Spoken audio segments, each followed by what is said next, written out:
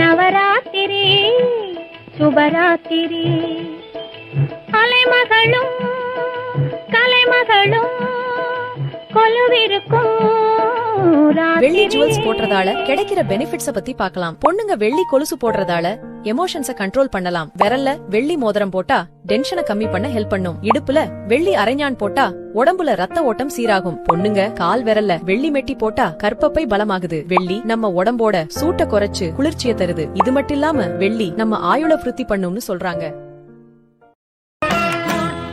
அம்மனை துதித்தால் என்றும் துன்பம் பரந்தோடும். தர்மம் காக்கும் தாயும் அவளை தரிசனம் கண்டால் போதும். அம்மனை நவராத்திரி சுபராத்திரி அலைமகளும் கலைமகளும் கொலுவிருக்கும் ராத்திரி.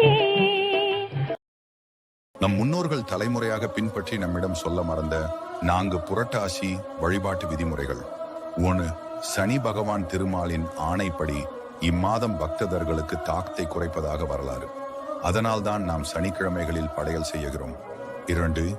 ஜாதி வேறுபாடின்றி பெருமாளின் பக்தியை வெளிப்படுத்த குடும்ப தலைவர் அனைவருக்கும் நெற்றியில் நாமம் வரைய வேண்டும்.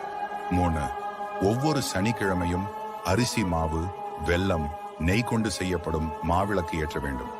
பெருமாள் மாவிளக்கின் ஒளி மூலம் பக்தர்களை காண்பதாக நம்பப்படுகிறது. 4.